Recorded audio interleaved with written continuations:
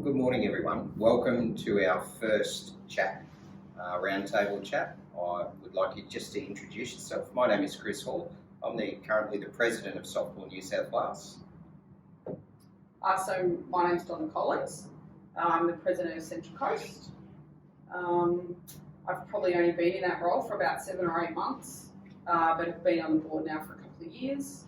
I'm probably new back to the sport after the last 4 or 5 years of putting my son into T-ball.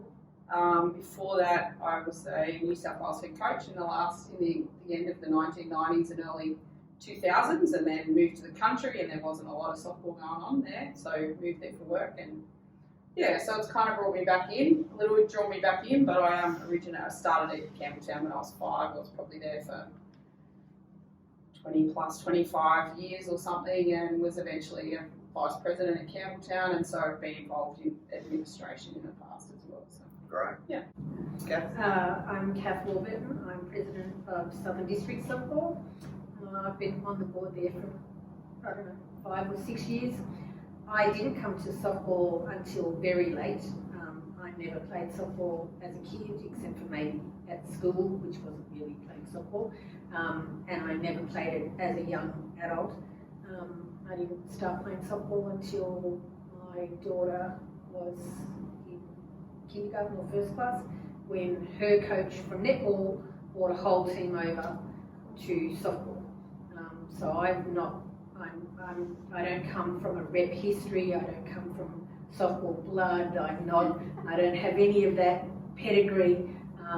I've never played reps. So I suppose I come from a very different point of view from most people in softball. I'm president. I've been president maybe 4 years. I don't know. I'm not sure. It's great. We have a great association, and it's just I really enjoy the process of being with everybody there.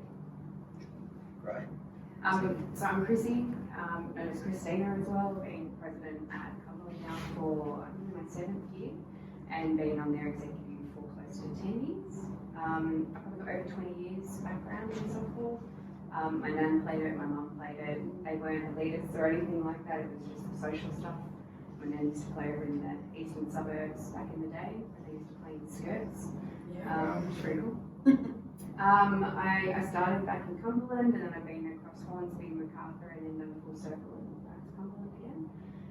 But I also am an umpire, so it's great to be able to see different sides of the game. I was never going to make it as a player, so I thought, you know what, I'll give it a go being an umpire. And then over the years, I've always wanted to be able to give back.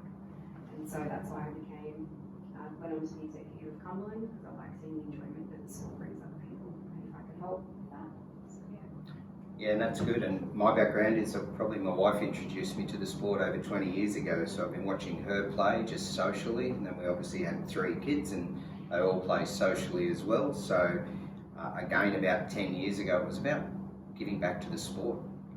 I started as just on the board of Wagga Softball, and then moved on to the president of Wagga Softball, groundskeeper of Wagga, just trying to give back. And then obviously the opportunity came up to be at this level, and our sport has been in decline for a long time, and can we make a difference, and how can we change our sport, and what can we do differently while still respecting the traditions of our sport? So there's certainly some real struggles with our sport at the minute, but again, I think we're changing things and we're moving things around a little bit, not change for change's sake, but just changes to see what we can do to involve everyone a lot better.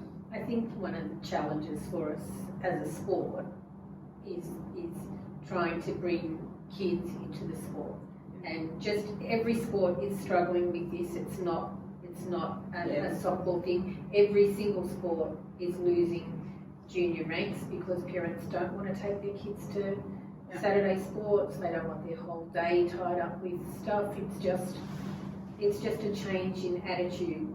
Society's really different.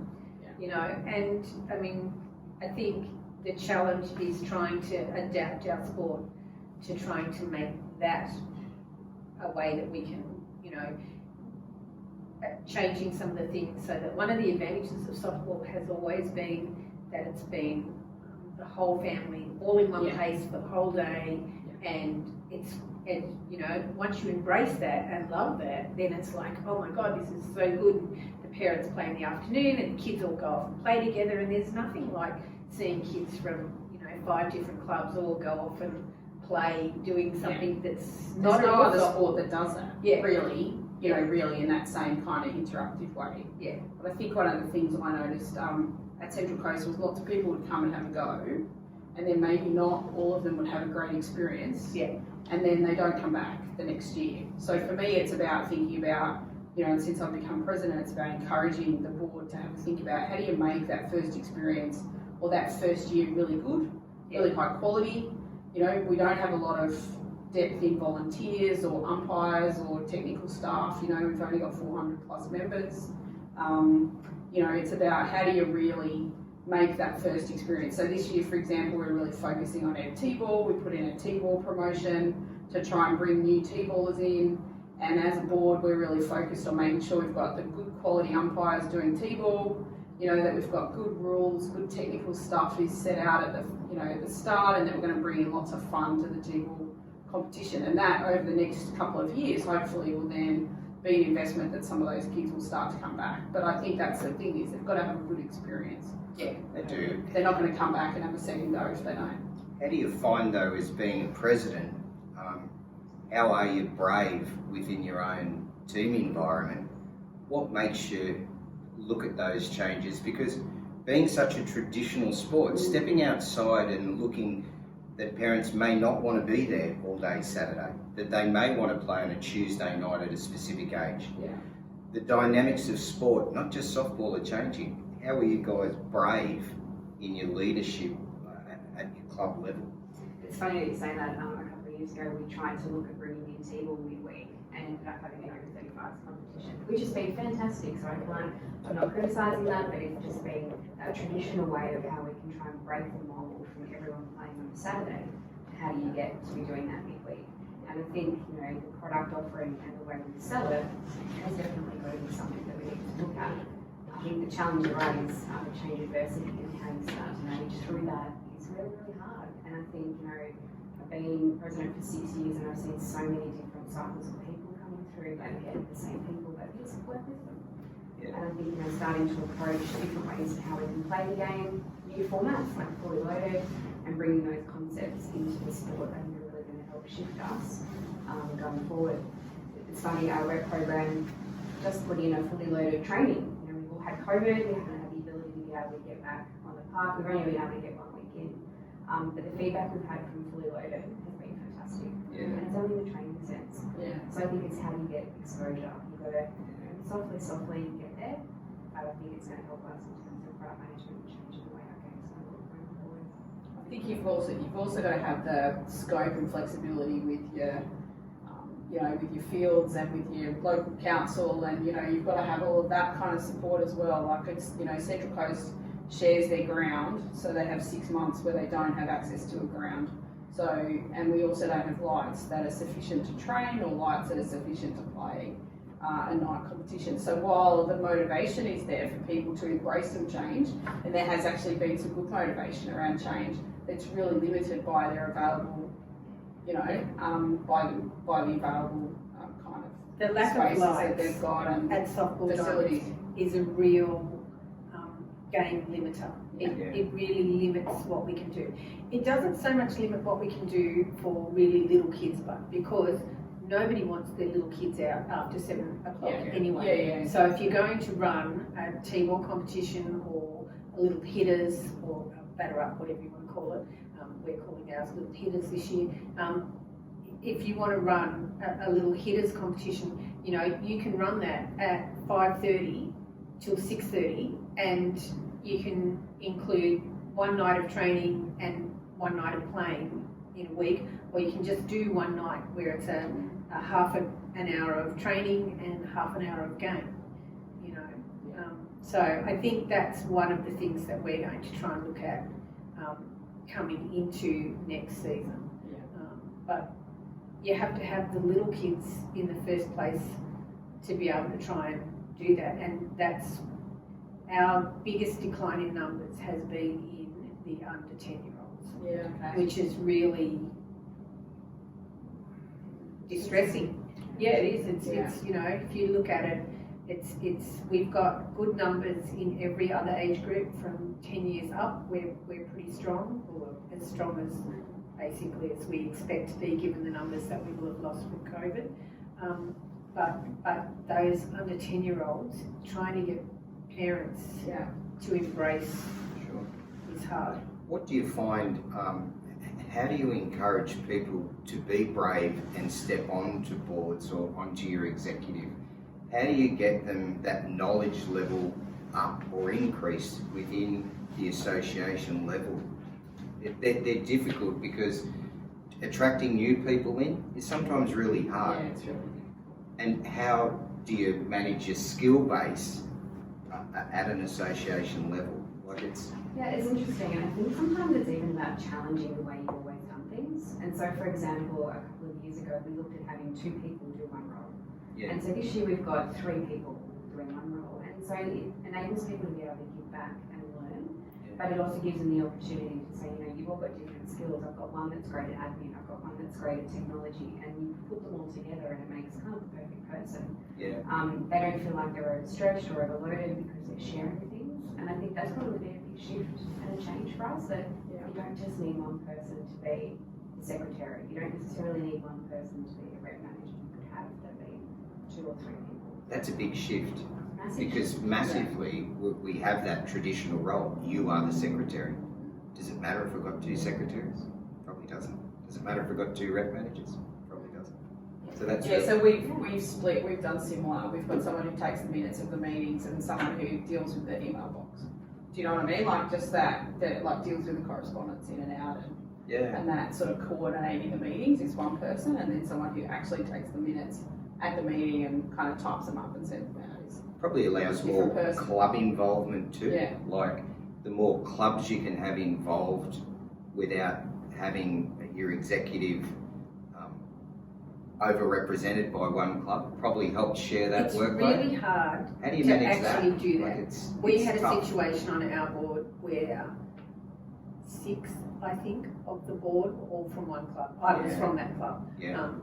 But it just kind of happened. It just happened by osmosis. It wasn't that, you know, Stacked. it wasn't stacked as such. It just happened that the distribution of those people who were actually willing to put their hand up was, you know, and I think there's a little bit of, well, you and I are mates, so okay, I'll come on the board with you, you know, so there's a little bit of that in boards. How did you manage that? Like that's tough. It was actually okay. We were very aware, I think, that there could be a perception that there was an issue, and we tried very hard and we made very conscious efforts not to identify with our mother club in terms of when we were doing discussions on the board. Because sometimes that's hard to come from a club land to take off your club cap and put on your association hat.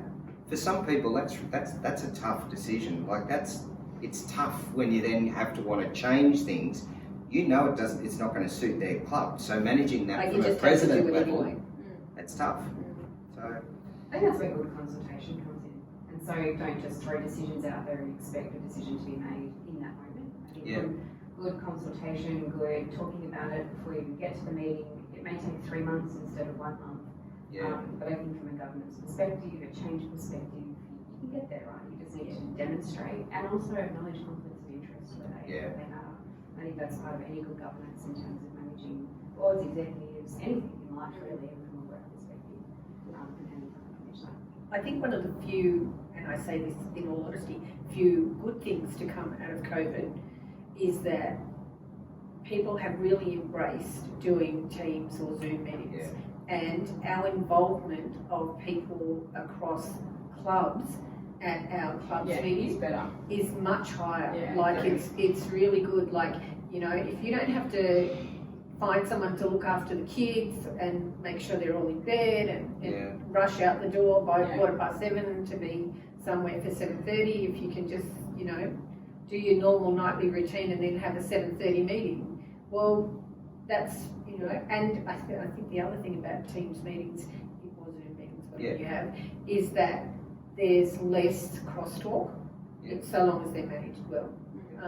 That we found that this year, probably, we have had more meetings as an association, as an executive, as a board, and as clubs meetings, so we have the 3 levels of meetings, than we've ever had before.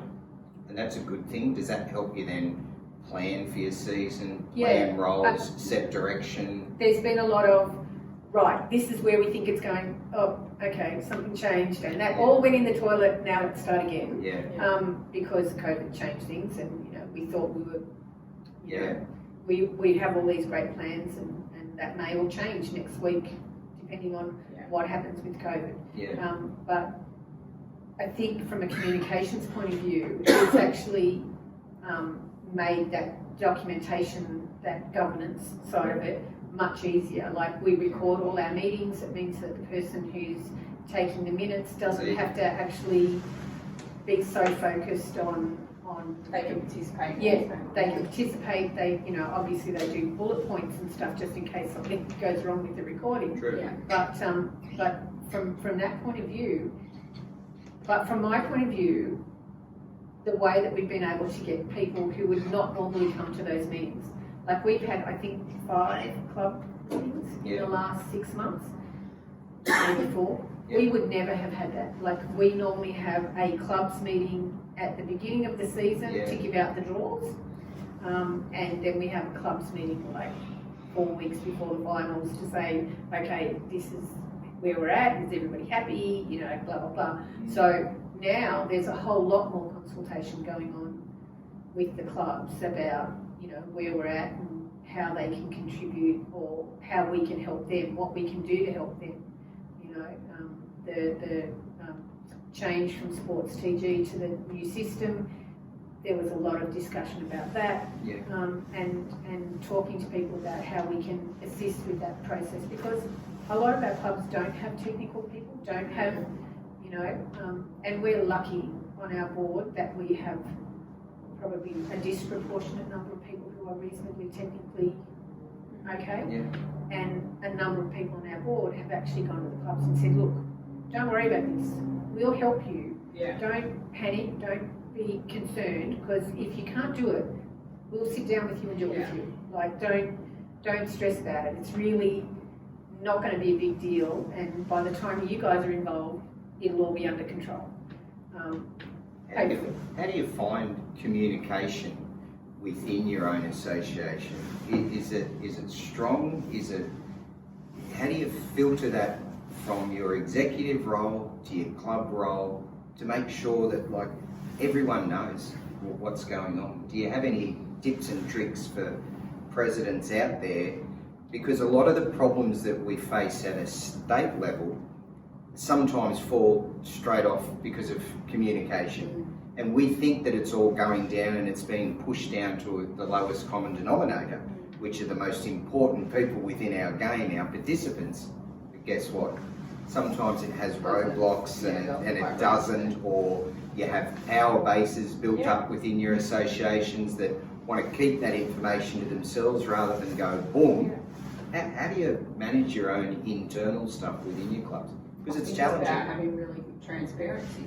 Yeah. You know, I think it's about being open about the fact that, you've elected us as a board to make some decisions, but we're also going to be transparent and open about those decisions. You know, we're going to be happy to have those conversations.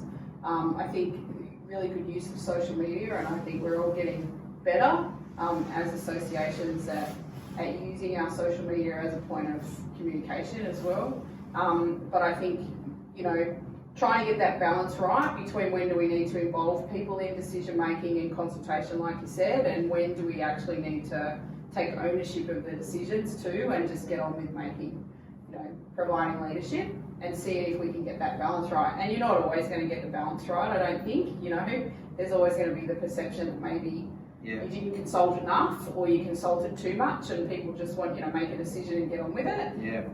But I think it's trying to have some good governance, as you said before, around trying to really, you know, involve people where you can, but also being okay to make a decision and be transparent about what informed that decision. So we all use now like social media, like Cumberland is probably a great one. You've got stuff out there all the time about what you do. I follow everyone's social media, which is one of those things. We can do every night. Well, I scroll through. You've been on softball pages all day. And well, I like to know, you get a bit of a feel for the game there. So how do you make sure, Chrissy, like, you know, as the president, that it's all filtering down and that people just know? Because it's tough to get the participant to understand where the actual association's heading. Yeah, it's really interesting. We have a great secretary, and I think if you're looking at a role, you've got to find a great one. And when you find a great one, you harness it, you love it, you treasure it. But it was interesting. I picked up on Kat's point before around meetings. When I first joined the executive, our committee meetings that we had with clubs would go till past midnight. Yeah. And I could not understand Exhausting. why. You know, I go to meetings at work, we all do. Meetings don't run for 5 or 6 hours. Exactly. And so I think over the years, our executive and our committee meetings now 45 minutes. I think the benefit of being able to use technology, having set agendas or providing information ahead of the meetings helps make them flow better. It allows better conversation if needed. And people already have the information before you get to the meeting. It's more just about clarifying questions, or if you need to have a meeting about consultation, you do. And I think Zoom's been a great tool for that and shifted us. Now we're trying to bring back some face-to-face meetings purely to establish relationships too, because there are new people. Have some balance. Oh, 100%. It's the balance. It's the Teams works really well with existing teams, but trying to bring somebody into a team, somebody who's maybe not been on your board, or somebody who's, say, on the board of one of your clubs who you really want to target to fill a role within your board. And I mean, in all honesty, that's how a lot of our board people come in, that they've been on the board of their club. I actually don't think there's anyone except for our umpires representative who hasn't been on the board of a club. So that tends to be because they're the ones you have contact with, and they've already put their hand up to give back to their club. And so, you know. And sometimes, as you say, it's hard on teams for body language to get those messages across, to actually have sometimes the robust cross conversations that you need to have. I find those, they're challenging at times, and how do we bring that back? Or do we have those sub-meetings with clubs, or do we change the delivery messages? Or? I think it's also about trying to have a go at, so we, at the end of our last summer season, because we don't have a large Division 1, Division 2 women's competition.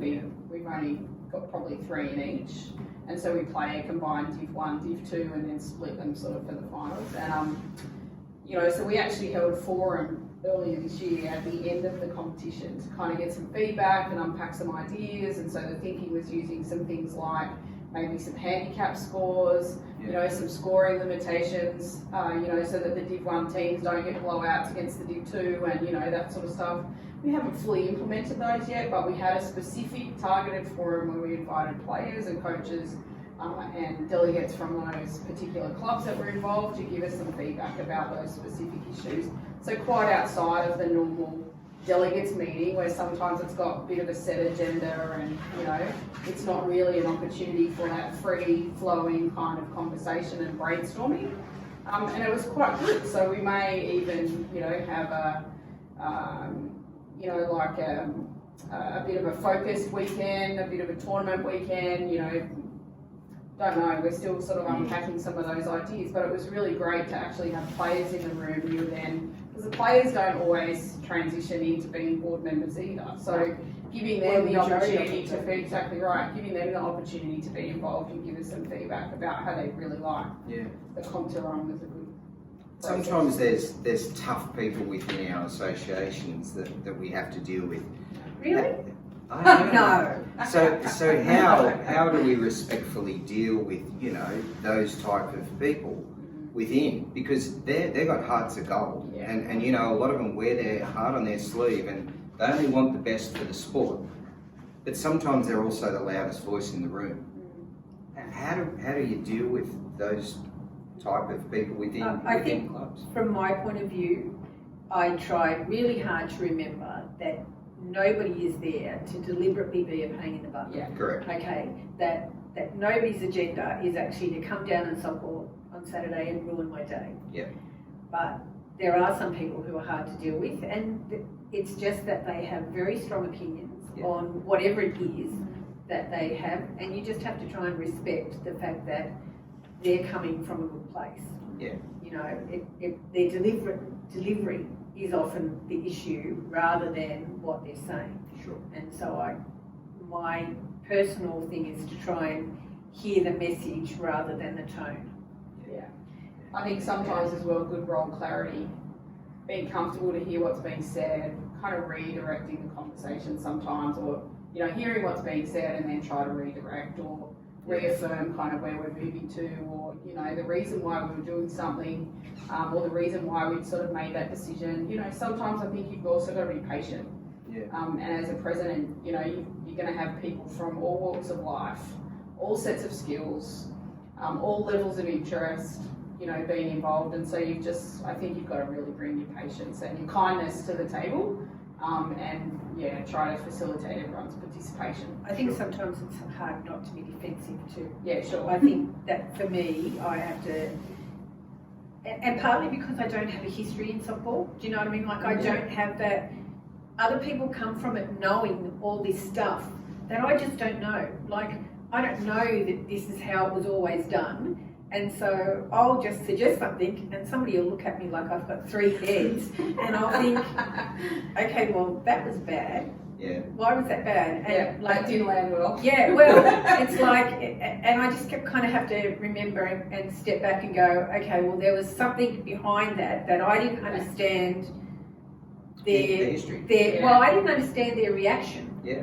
Because to me it was such a reasonable thing, Yeah. and they looked at me like I was, you know, trying to do something really terrible. There you But go. it's not always about, you know, saying you've got 3 heads or whatever. I Yeah. think understanding the place where people are coming from, and like most people who have experience versus those that don't, Yeah. and kind of making sure people all feel heard. I think if you can get to the root cause of why that person is so passionate about why, whether it's in a good way or a bad way, and trying to unpack that, you usually tend to overcome whatever it is that's causing the frustration. I think that's probably the biggest lesson I've learned in my role being president over the last couple of years. When I first walked in, I probably did get on the defensive a couple of times, and it's hard not to, right? You're volunteering your time, you just think, oh my gosh, why do you keep bringing this up? And then you get to the point where you're like, well, they've brought it up about 10 times now, and I probably need to understand why.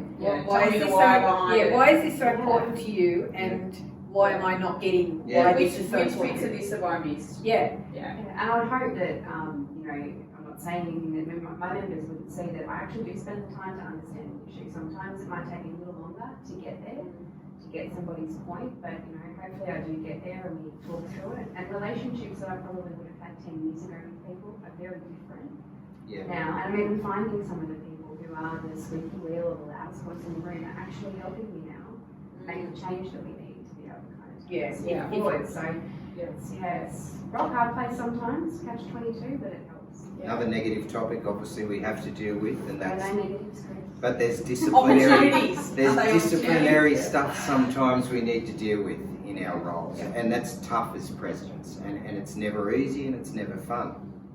How do you empower yourself, or how do you find you deal with problems within our sport that you have to deal with as a president? They're tough. Yeah, it's a tough one and a tough question. And look, I won't lie, I think I've lost some friends over the years because of decisions I think had we to all make. have. Yeah. And unfortunately, you know, there are rules, and there are rules for reasons. You know, you can't have people taking things out of context or being rude or disrespectful. We don't want to be known as a sport that allows for certain behaviours to be tolerated. And if people don't understand that, then that's on them, it's not on me. And I just have to remember that in every kind of conversation.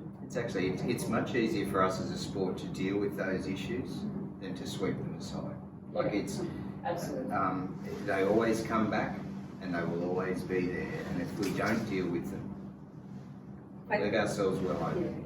I think we've also got to be really strong advocates and leaders for our associations around diversity and participation and access for everybody. Yeah. And that's, you know, sometimes that's the rationale of why somebody really needs to be challenged or diverted or refocus their energy or need some role clarity, or do you know what I mean? And so I think while we're keeping the needs and wants of the masses of our members kind of in our mind, I think sometimes that helps those, particularly those people where you have to say, no, that's not okay, and no, you can't do that, or, you know, let's figure out how we shift away from that position or something like that. I think, yeah. They're tough ones, those ones. They're always tough to deal with. I think from our point of view, we had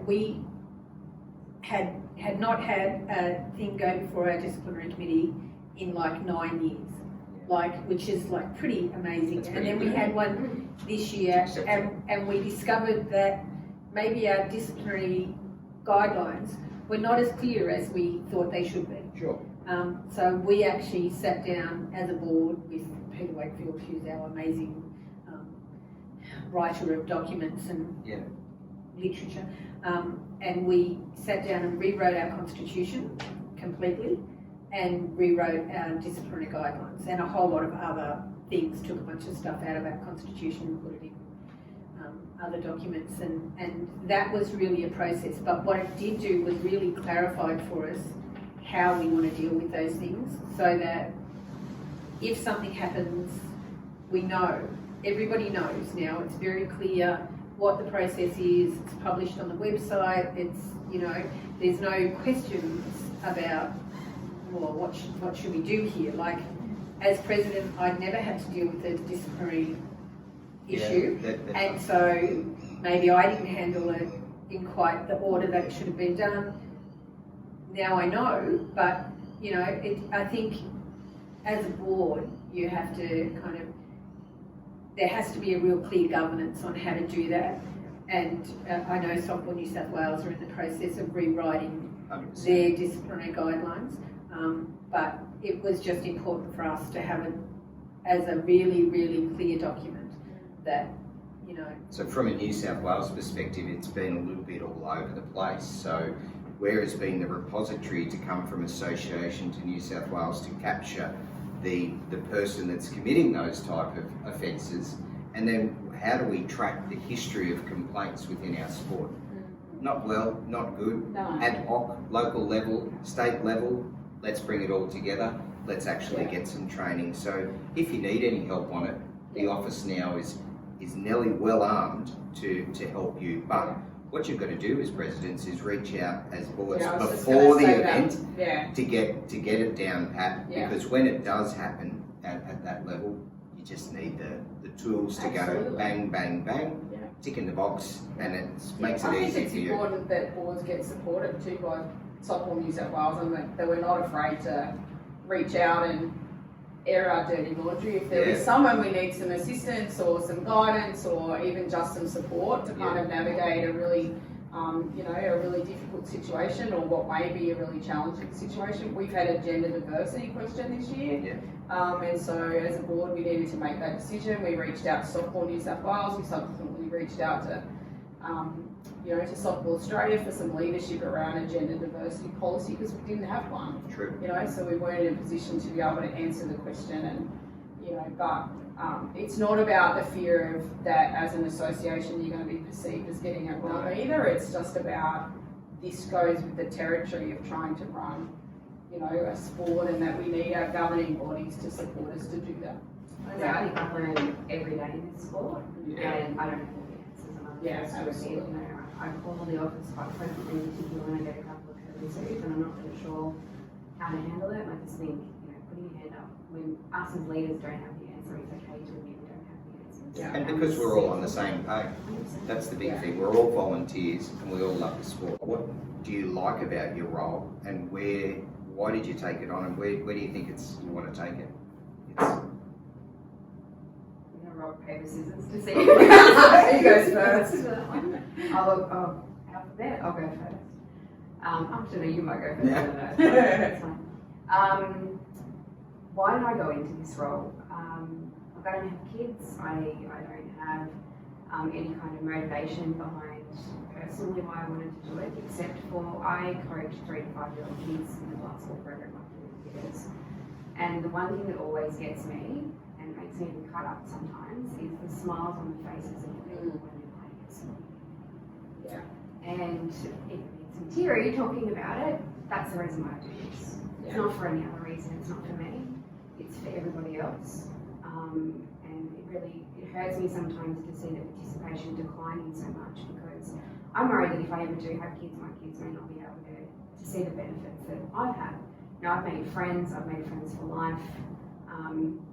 I've got my partner involved in it, and being able to kind of demonstrate any type of leadership that I've got to drive things forward, do what I can, whether it's get grants for lights or grants for seating or whatever it happens to be.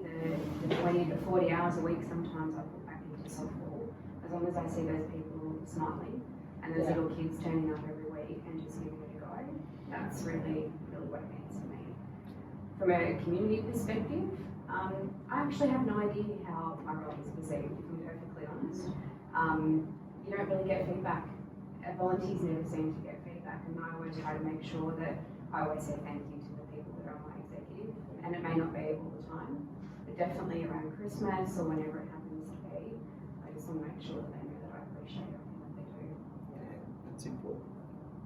I think it was tough being a new member in Central Coast and coming back into the sport of having lots of experience, having been an administrator at another association, having been a senior coach in New South Wales, and having had experience in seeing an association with a really small volunteer base, and to see the same people working really, really hard. And I have some skills and knowledge and experience in the sport that I was sitting back and being okay to. I mean, I was involved in my own club, but I wasn't taking that next step because I'm busy and I do you know what I mean? Yeah. But I also am employed as a senior manager, and so I have some skills around governance and leadership and chairing meetings, and so the president's role is probably the role out of the whole association that probably fits better for my skill set too. So, if I was going to make a contribution, that's where I can probably make a better contribution. But we've had a previous president who was out there setting the grounds up, at 7 a.m. on a Saturday, and he was the last to leave. That's not actually my contribution. So that's not something I can do. My role is the president's role is going to change from what people have seen previously. But yeah, hopefully I can bring in some good governance and some good leadership and encourage, people to be involved and feel like they're appreciated, and they've got opportunities to be involved and put forward their opinions. If I can bring that, then hopefully we're then going to increase the membership base or the volunteer base. That's my hope. But yeah, I love seeing little kids play game. Yeah, that's awesome. And I think we'll That do. is awesome. I do. Yeah. I suppose I came into being president because the person who was president before me conned me into it. Which, if we're all Really honest, yeah, that's outstanding, actually. Yeah, and I don't have the skill set to be secretary because I'm terrible with paperwork. Yeah. So I was never going to fill that role. I was secretary, treasurer for a little while, and I was vice president for a couple of years. And it was just it was where my skill set is really with dealing with people, probably. And so that's where I ended up. And like Chrissy, I really have not a lot of idea of how people feel about how I feel that role. I have to say, I get a reasonable amount of positive feedback from people about, that they can see changes in the association and stuff. And part of those changes are just not necessarily cultural, but their time.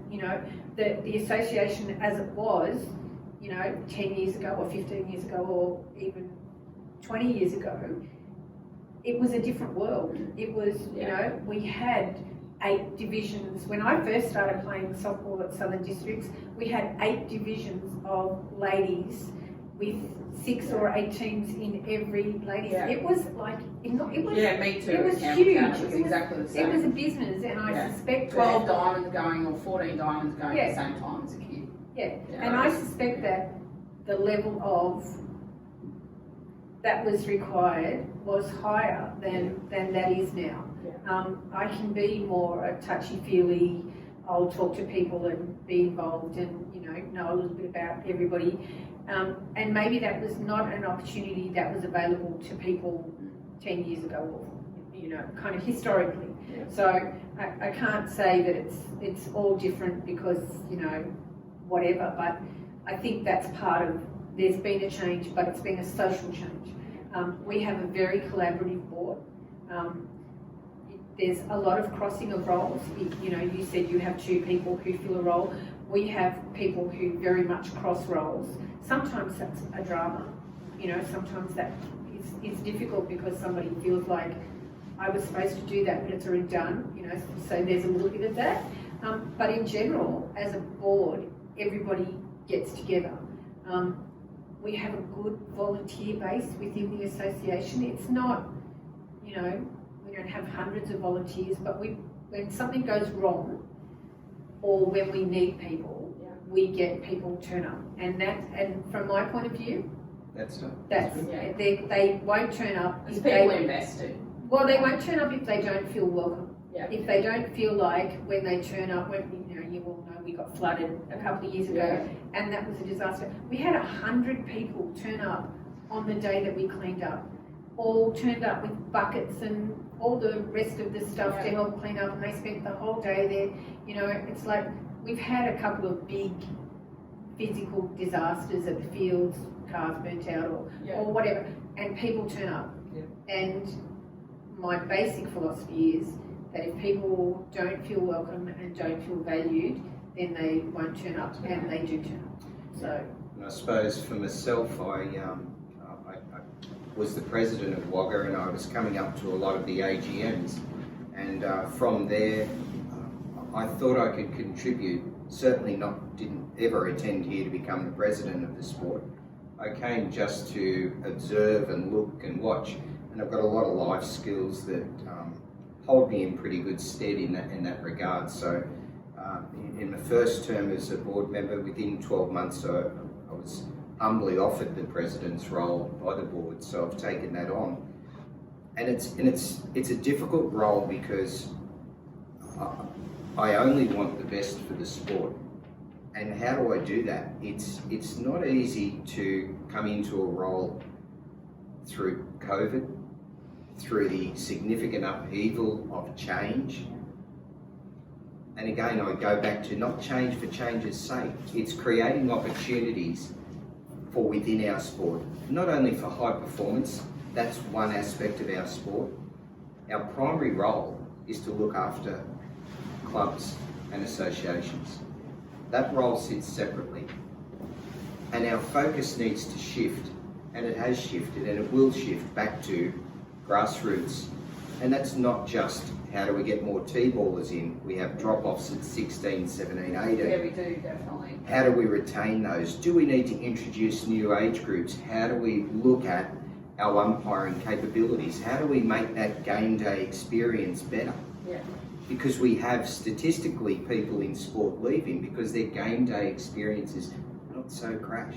Yeah. Because parents want to sit and watch their children be engaged in the sport. They want to see them hit the ball, run and field all within an hour and a half. Sounds easy. we did a bunch of surveys How do we do last that? year. Over the last year, we've done a bunch of surveys.